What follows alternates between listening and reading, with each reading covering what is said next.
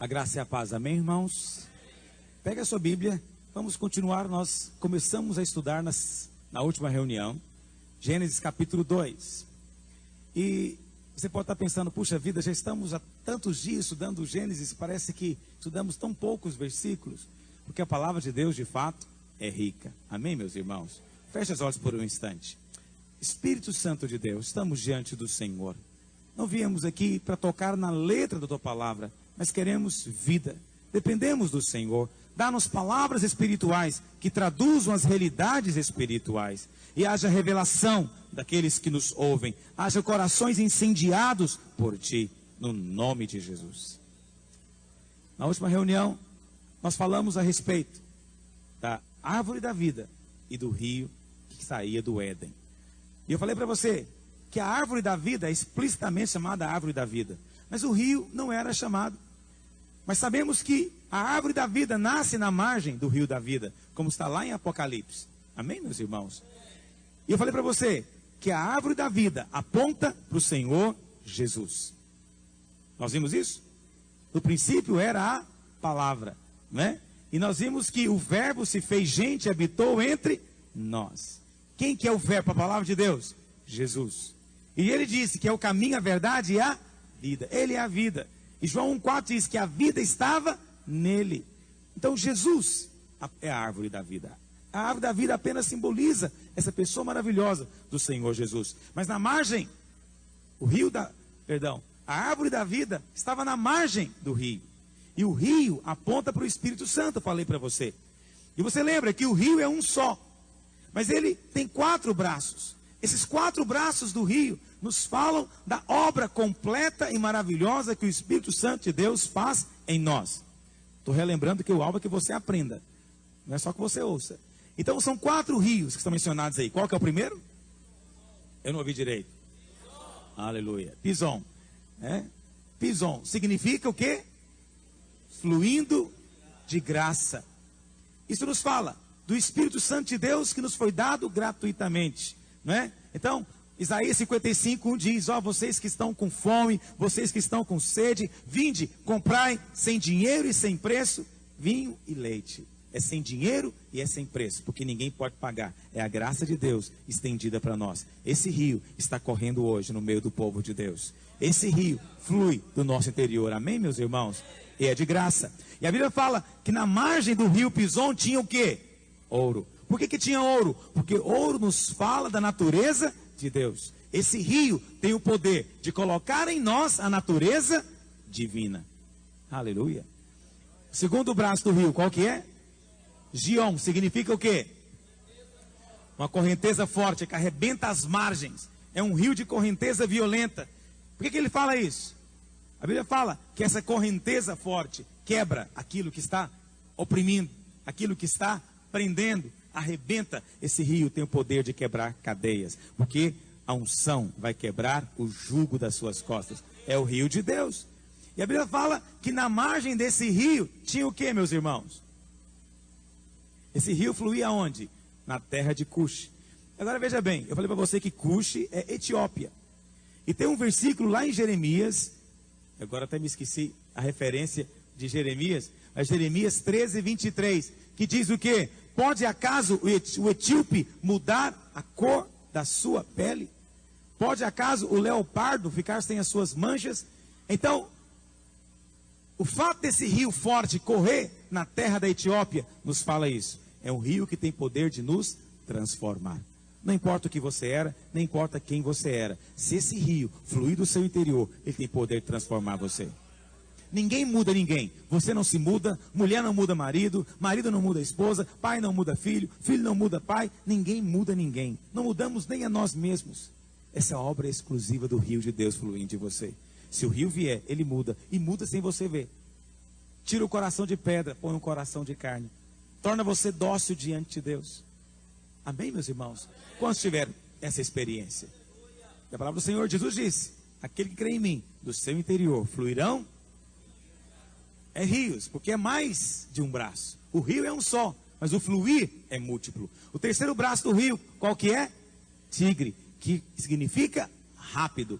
E ele flui na Assíria, a palavra Assíria significa um lugar plano, quer dizer, é um rio que produz inundação.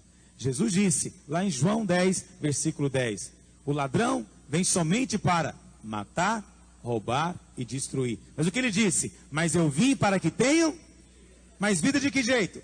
Vida é vida sobrando, é vida que é inundação.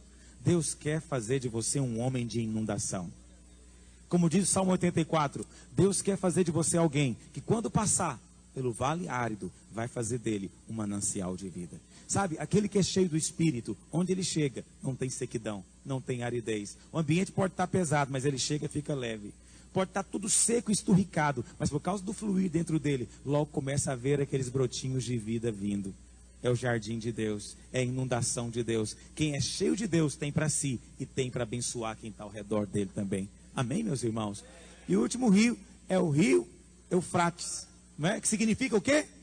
Frutífero. Frutífero. Mas eu gostaria de compartilhar com os irmãos a respeito ainda de um outro aspecto.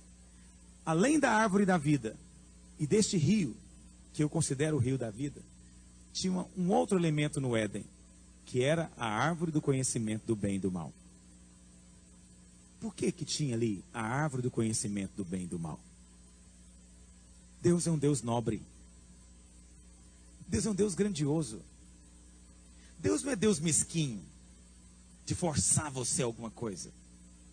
Deus não quer forçar você a servi-lo, forçar você a fazer o que Ele quer. É um Deus de nobreza.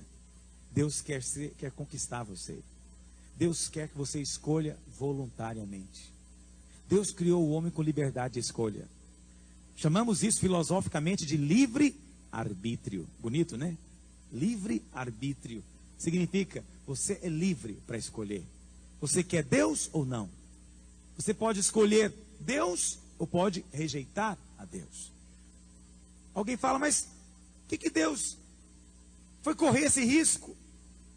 O risco de Adão escolher mal. Porque Deus é nobre. E Deus não quer autômatos perto dele. Deus não quer robôs, pessoas robotizadas perto dele. Deus quer pessoas espontâneas. Cada um do seu jeito. Maravilhosamente diferente. Diversificado. Porque o diabo acusa a Deus. Na Bíblia tem um livro que é chamado livro de Jó. É a história de Jó. A Bíblia fala que Jó era um homem de Deus. Jó era abençoado. Jó era rico, próspero. Jó tinha uma família fiel a Deus, filhos exemplares. Jó era saudável, não tinha enfermidade nenhuma. Jó é uma pessoa respeitada na comunidade, um exemplo de homem de Deus. A Bíblia fala, porém, que um belo dia Satanás veio passear. A Bíblia fala que ele estava rodeando pela terra. Mas no dia em que os filhos de Deus vieram ter com Deus, Satanás veio junto. E o Senhor falou para Satanás, para onde é que você tem andado? Ele falou, eu estou passeando pela terra, rodeando ela.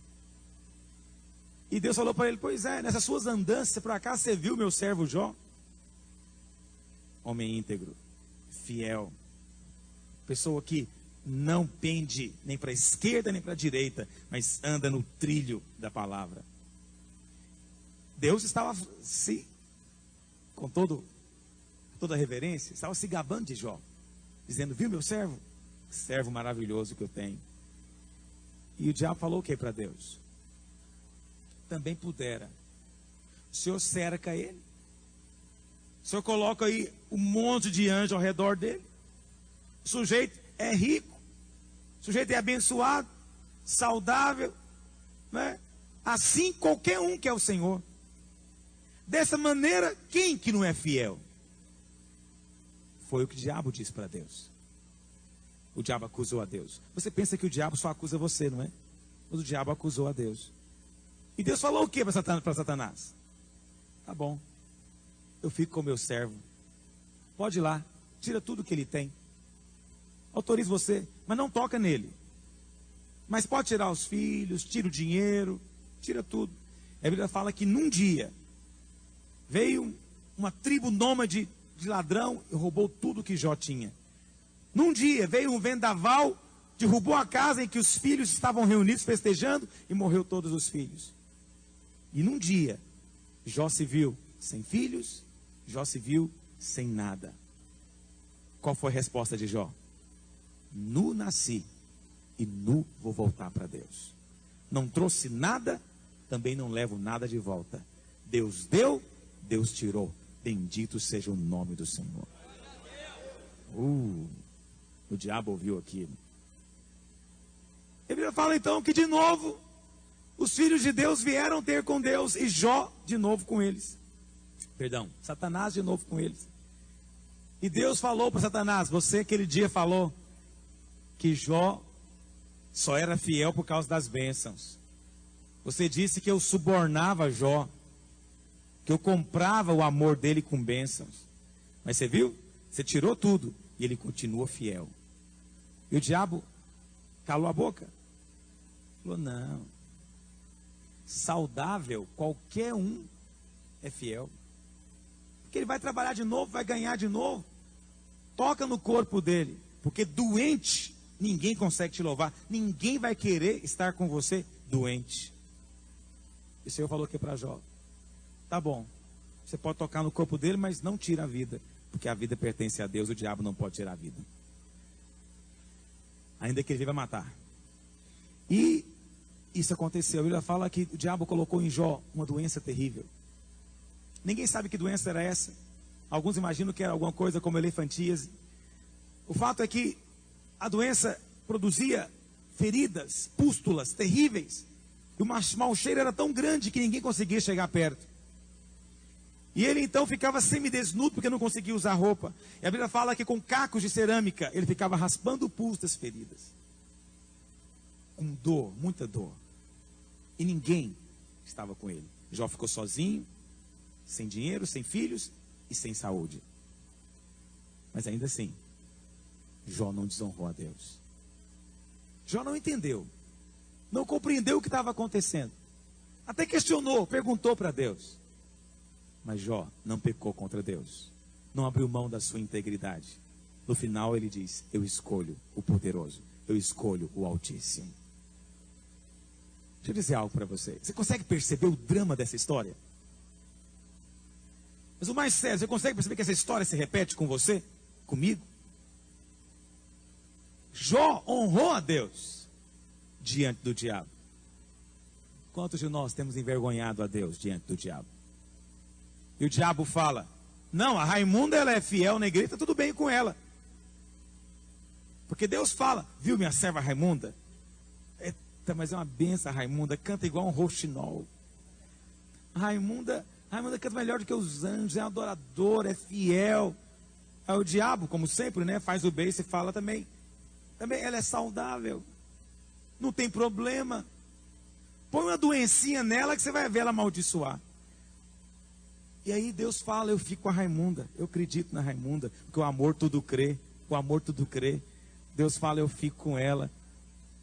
Deus aceita o desafio, e o diabo vem e toca na Raimunda, e a Raimunda fala: não vou ser mais crente não, não vale a pena ser crente não.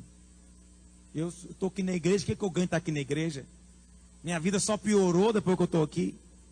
O diabo só faz retaliação comigo, não vale a pena ser crente. Aí o diabo fala: tá vendo? Eu falei que ela estava com você só por causa das bênçãos. A grande acusação do diabo é essa: ele acusa Deus de subornar você, de comprar você com presente, comprar você com bênçãos. Eu pergunto para você: você está com o Senhor mesmo sem as bênçãos? Puxa, foi um amém tão fraco. Você tem razão, você tem que pensar bem mesmo. Tem que pensar bem mesmo. Tem que avaliar bem mesmo. Eu fui testado por Deus uma vez assim. Eu tive uma experiência com Deus assim. Não vou contar para você hoje, fica para outro dia. Mas eu respondi a Deus. Eu não sirvo a Deus porque é gostoso.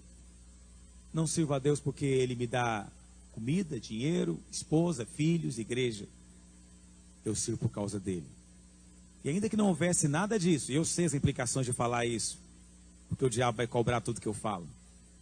Mas eu já passei no teste uma vez. E eu posso falar para você com autoridade: eu sirvo ao Senhor por causa dEle mesmo. Porque eu amo o Senhor. Deus colocou a opção para mim. Eu poderia escolher a árvore do conhecimento, mas eu escolhi a árvore da vida. Eu quero a vida de Deus. eu não vivo sem a vida de Deus. Amém?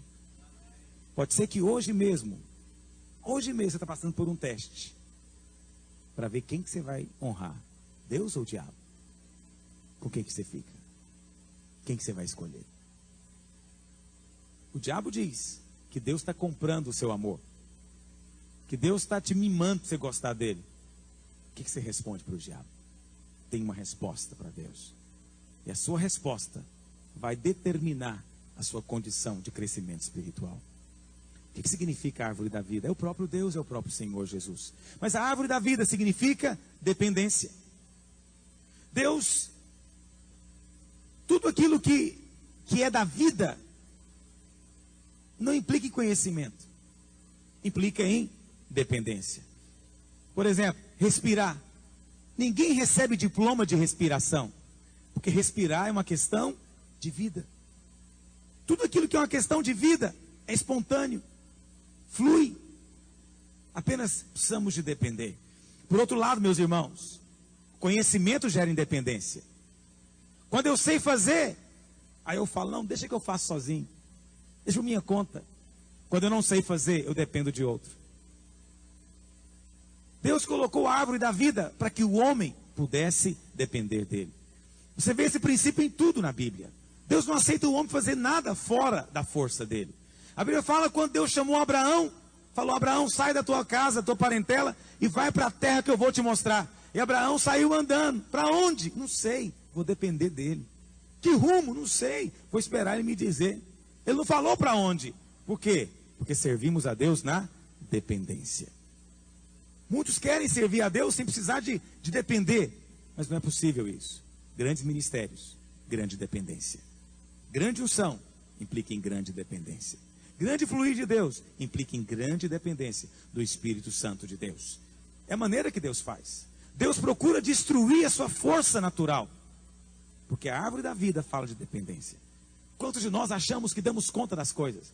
Eu dou conta de pregar, eu dou conta de cantar, eu dou conta de ensinar, eu dou conta de evangelizar, eu dou conta de dirigir, eu dou conta de tudo. Deixa minha conta que eu dou conta. Esses não aprenderam ainda como se serve a Deus. Quando você fala assim, porque eu sei que o seu costume é dizer tudo posso naquele que me fortalece. Mas muitos falam isso apenas dizendo tudo posso. Esquece do naquele que me fortalece. Como é que é? Você dá conta de criar filhos? Se você dá conta, Deus não cria para você. É você que faz, é independência. Eu descobri que eu não dou conta de criar minhas filhas, então depende de Deus. Você acha que dá conta de ser um bom marido? Você acha que dá conta de ter um bom casamento? Você não aprendeu ainda. Paulo descobriu isso a duras penas. 2 Coríntios 12. Paulo tinha um espinho na carne, e ele orou ao Senhor, falou: Senhor, tira de mim. E o Senhor falou o que para ele? Tiro não, vou deixar, Paulo. Sabe por quê, Paulo? Porque o poder se aperfeiçoa na fraqueza. O poder se manifesta na fraqueza. E só depende de quem é fraco, Paulo. Senão não depende. Faz sozinho, faz por conta própria. Por que a obra do Senhor às vezes sofre tanto? Porque tem muita gente fazendo por conta própria. Qual que é a grande ameaça de alguém que está crescendo em Deus? Achar que já dá conta. Qual que é o grande desafio? Depois que você tem 15 anos de pastorado, e continuar dependendo de Deus. Você passa a achar que dá conta. A Bíblia fala que a igreja é sempre noiva mulher. Na Bíblia, mulher simboliza dependência. Na Bíblia, mulher simboliza fragilidade. Não é verdade? E o homem simboliza o quê? Liderança, força. Por isso a igreja é sempre feminina. É a noiva. Nunca é masculino. O único masculino é Deus. Nós todos temos que ser igreja, a noiva. É o princípio da vida feminina. Deus é o cabeça. E Ele nos encabeça. Quantos entendem o que eu estou dizendo? É a maneira como Deus faz. É o princípio espiritual. Estou ensinando um princípio que tem implicações vastíssimas, que não dá para eu expor todas nessa aula simplesmente. Isso é a árvore da vida. A árvore da vida simboliza dependência. Alguém vai dizer: pastor, Jesus andou pela árvore da vida? Andou. Pega a sua Bíblia. Vamos ler pelo menos 2 versículos lá em João. A Bíblia fala lá em João capítulo 5, verso 30. Olha o que ele diz, irmãos.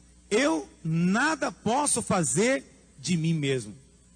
Na forma por que ouço, julgo. E O meu juízo é justo, porque não procura a minha própria vontade, sim daquele que me enviou. Olha o que ele diz. A frase é chave. Eu nada faço por mim mesmo. Jesus é o padrão. Se o que você faz porque você consegue fazer, não dependeu de unção, não dependeu de Deus, Deus tem compromisso com isso. Não é a árvore da vida, é a árvore do conhecimento. E o que é a árvore do conhecimento, Deus não aceita. Agora, pastor, como é que eu sei se eu dependo de Deus ou não? Se você ora, quem ora depende. Não é verdade? Quem ora depende. E só ora porque depende. A primeira lição a respeito de oração é essa. Só ora quem precisa. Quem não precisa não ora. Deixa o que eu estou dizendo. Quando é que você ora realmente? Quando está diante de algo que é grande demais para você. No dia que você aprender que na vida tudo é por dependência em oração, você vai orar muito mais. Mas quantos oram para dar uma aula numa sala de criança? Não ora, porque acha que dá conta. Mas às vezes ora para pregar para uma multidão de 10 mil, porque acha que não dá conta. Deixa eu dizer algo para você. Quem não é fiel no pouco, também não será fiel no muito. Quem não depende de Deus para dar aula para uma criança, quem depende de Deus para aconselhar uma pessoa? Pessoas dão conselhos tão fáceis, falam tão fácil. Por quê? Porque não depende. Ele dá conta. Jesus não. Tudo o que ele fazia porque dependia. Olha o capítulo 5 ainda, olha o verso 19. Então lhes falou Jesus: em verdade vos digo, que o filho nada pode fazer de si mesmo, senão somente aquilo que vir fazer o Pai. Olha o que diz, vamos dizer junto: o filho nada pode fazer de si mesmo. Jesus disse lá em João 15, verso 3: sem mim nada podeis fazer. Dependência, árvore da vida, ele é a vida. Ele é a vida. Quer multiplicar a sua célula? Dependa. Quer ganhar almas? Dependa. Quer ser próspero? Dependa. Humilhe-se diante de Deus. Essa é a árvore da vida. É não mais eu, mas ele. Eu dependo dele. E o que é a árvore do conhecimento do bem e do mal? A árvore do conhecimento simboliza o contrário, independência. Quando eu sei, eu não dependo mais. Só que a árvore do conhecimento é morte. Na bandeira do Brasil tem um slogan, no bandeira do Brasil, não, perdão. No dia da independência do Brasil, Dom Pedro falou aquela frase que é um slogan. O que ele falou? Independência ou morte? Eu vou dizer para você o mesmo slogan do homem de Deus. Independência é morte. Independência é morte. Quanto mais você vive por conta própria, mais morto você fica. Quanto mais decisão por conta própria, mais morte entra na sua vida. Depende de Deus. Depende de Deus. Quantos estão buscando segurança? Busca segurança no dinheiro, busca segurança no emprego, busca segurança em si mesmo, busca segurança no marido, segurança em tudo quanto é lugar. Dependa de Deus, busque segurança nele. Quanto mais depender de outra coisa, mais morte vai ter. A árvore do conhecimento é morte. Independência, meus irmãos, é como um isolante. Aos pouquinhos, vai impedindo a eletricidade de fluir. Jesus jamais andou pela árvore do conhecimento. A árvore do conhecimento nos fala de saber. Eu sei. Já viram por que os homens não querem Deus? Porque eles são cheios de lógica, pensamentos, artimanhas. Eu sei, eu penso. É o científico, é o não sei o quê. É a arrogância do homem. A opinião dele é a verdade. O que ele pensa é a verdade, porque é arrogante. E por isso é morto, cheio de morte. Jesus nunca fez isso. Quando ele chegou para a mulher samaritana, ela perguntou para ele: escuta, os judeus falam que tem que adorar lá, nossos pais adoram aqui, onde é que vai adorar? O Senhor não discutiu, nem aqui, nem lá, nem acolá. Você vai adorar em espírito. Um dia os discípulos viram um cego de nascença e perguntaram: quem pecou? Foi ele ou seus pais? O Senhor também não entrou no árvore do conhecimento. Não interessa se alguém pecou ou não pecou. Isso aqui é para a glória de Deus. Não andava na árvore do conhecimento. Nicodemos veio para saber a respeito da doutrina do mestre. E o mestre não falou doutrina nenhuma. Falou para ele: olha, meu filho, tem que nascer de novo. Se não nascer de novo, não adianta. Dependência. Antes de Lázaro morrer, ele podia ter ido lá para curá-lo, mas não foi, porque andava na dependência, não fazia nada.